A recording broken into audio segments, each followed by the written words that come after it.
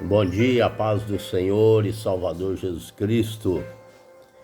Hoje, domingo, chovendo, graças a Deus, chovendo aqui em Governador Valadares.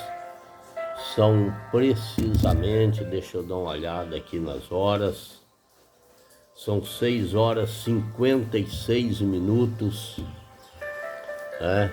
temperatura 21 graus. Ilhéus, nesse momento a temperatura também é 22 graus, céu nublado no sul da Bahia. E hoje eu vou finalizar aqui, Provérbios capítulo 6, versículo 19, para finalizar o livro de Provérbios, aquilo que Deus detesta e aquilo que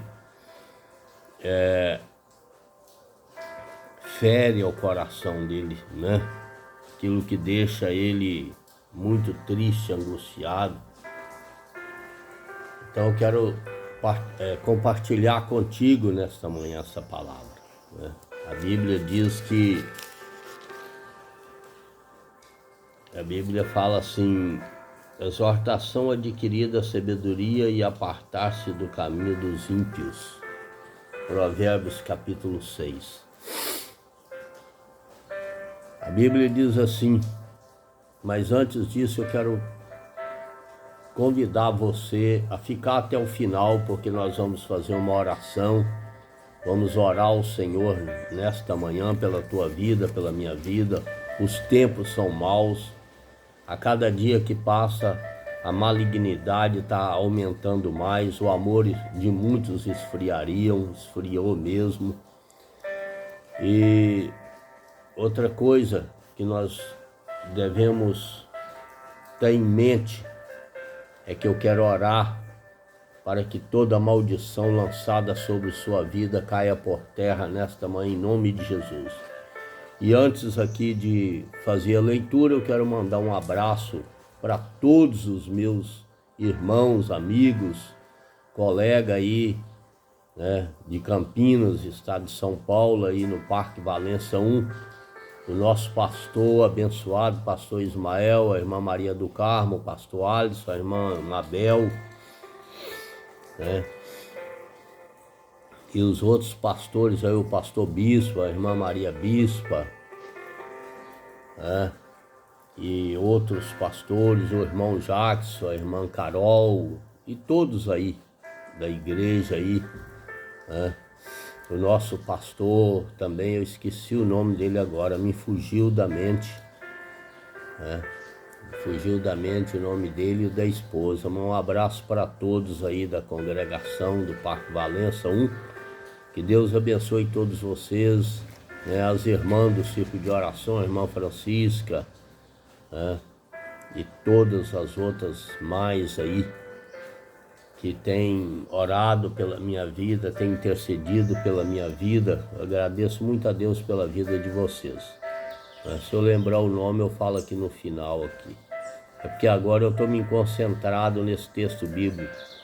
No versículo 19 a Bíblia diz assim: testemunha falsa que profere mentiras, e o que semeia contendas entre irmãos.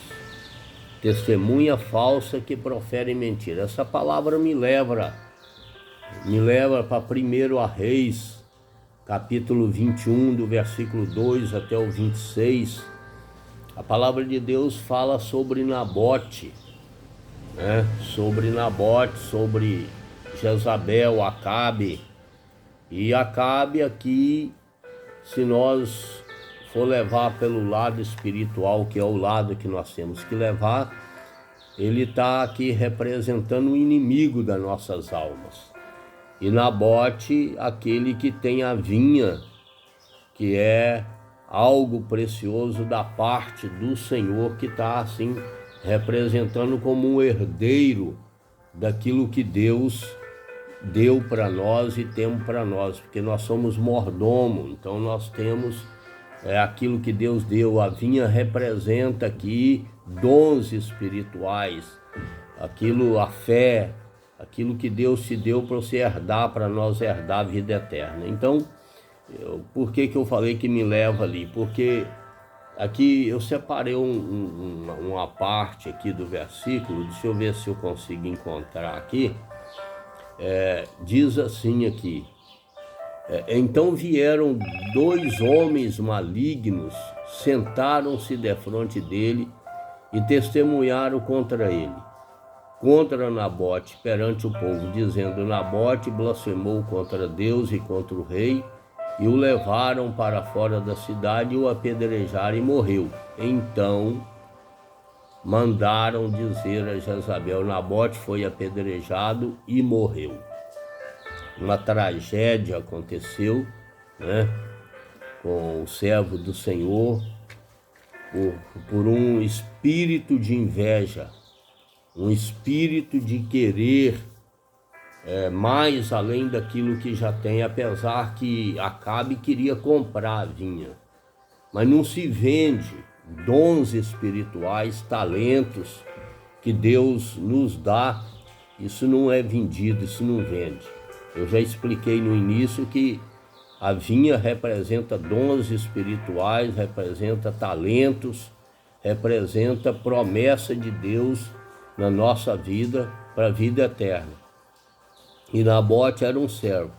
Então por que aqui fala coisa que Deus detesta, que Deus abomina? Deus detesta testemunha falsa que profere mentira. Por quê? Porque a pessoa é levantada, a pessoa é comprada, a pessoa é induzida por Satanás, por pessoas malignas, a falar falsamente contra aquela pessoa. E aí foi isso que Jezabel armou em cima. A pessoa, quando ele dá lugar para o diabo, a pessoa, quando ele dá espaço para a malignidade, para a ação do diabo, ele abre uma brecha. Então o diabo entra arrebentando e usa aquela pessoa para poder destruir o outro.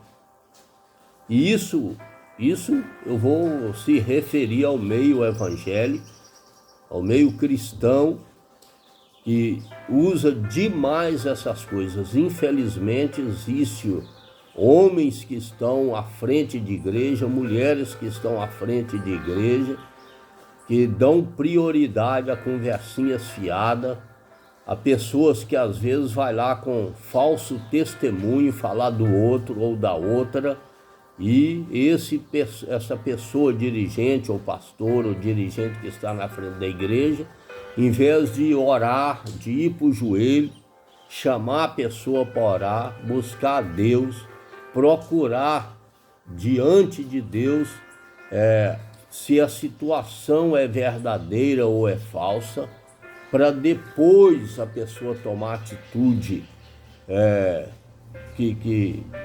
atitude certa que convém a Deus. Não, mas infelizmente, às vezes a pessoa acredita na testemunha falsa e faz julgo desigual, faz julgo pesado contra a pessoa que é inocente.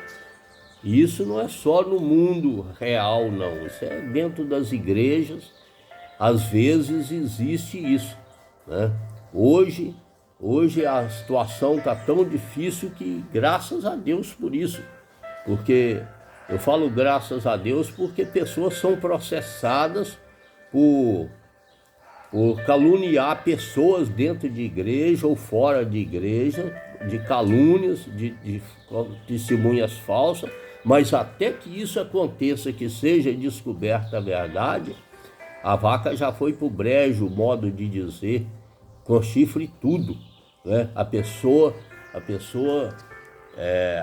fica destruída, destrói ministério, destrói família, e por causa disso daí, quer ver, eu vou contar um testemunho aqui, eu já ouvi muito isso aí, sobre essa testemunha falsa que profere mentira. Existia um pastor, uma família muito benquista na cidade onde eles moravam, né? Dirigia uma igreja até com bastante membros, pessoas E o diabo tentou armar contra ele de vários meios, e não conseguiu armar contra ele. Até que eles colocaram uma moça para trabalhar na casa deles, e o diabo usou essa moça. O diabo usou essa moça.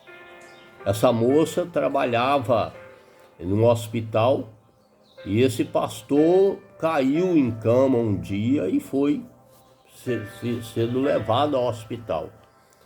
E essa moça trabalhava de faxineira no hospital, e na hora que ela estava passando ali no quarto para limpar o quarto aonde o pastor estava, a enfermeira estava trocando alguma coisa ali, parece que é mais ou menos isso, e ela viu uma mancha, ela viu um sinal nas partes íntimas do pastor.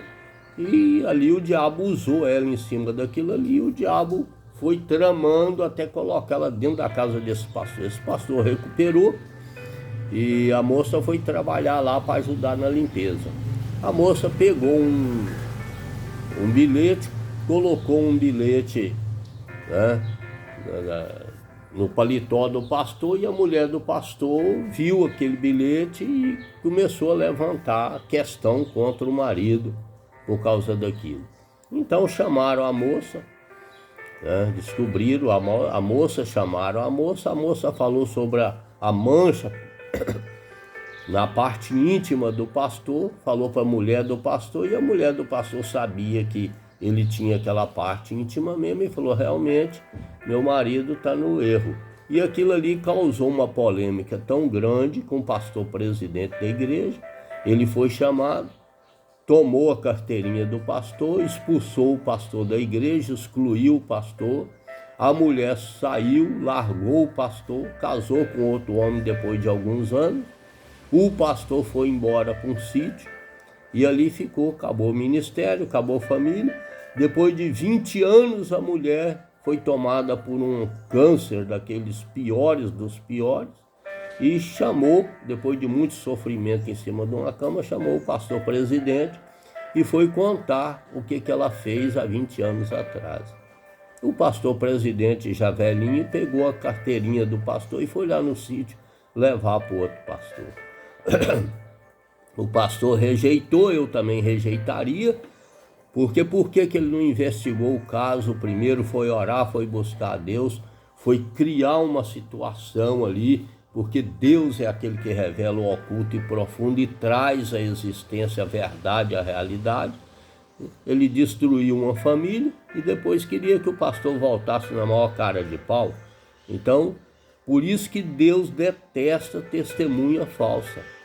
Então, testemunha falsa é aquela que ela é comprada, ela é induzida por Satanás para falar mentira, para caluniar sobre pessoas que às vezes é inocente. Indiferente se a pessoa fez ou deixou de fazer também, é questão de chamar no particular, porque hoje você não pode, né? Essa semana eu vi até um pastor falando na igreja, lá falando na frente da igreja, que tem que chamar a pessoa, para a pessoa confessar seus pecados na frente da igreja. Olha só, que falta de sabedoria, né? É processado, é processo em cima, é expor as pessoas. Então Deus detesta testemunha falsa. Você que está me ouvindo, meu amigo, minha amiga, infelizmente ou felizmente, graças a Deus, Deus me dá palavras, somente palavras fortes, e palavras fortes que, se você tiver compromisso com Deus, você vai procurar consertar a sua vida com Deus para levar uma vida de intimidade e ter depósito no céu.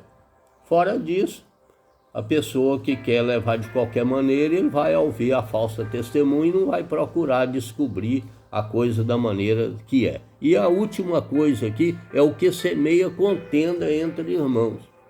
É coisas também, essa sétima coisa, é coisa que abomina os olhos de Deus. E isso aqui, o sábio Salomão, ele está falando é para a igreja de Deus, ele não está falando para outra pessoa. Ele está falando é para o povo de Deus, é para o povo que confessa Deus como Senhor, Jesus Cristo como Senhor e Salvador, né? Porque semeia contenda. Gente, semeia a contenda da morte, né? Se não dá morte física, muitas das vezes no nosso mundo atual, dá morte física. Você vê coisas aí pela mídia que você fica estarrecido. Isso já vem desde a época do passado, há 2 mil anos atrás, desde a época de Gênesis. Semear contenda já vem causando intriga dentro de ambientes familiares, dentro de empresas, dentro de hospitais, dentro de igrejas.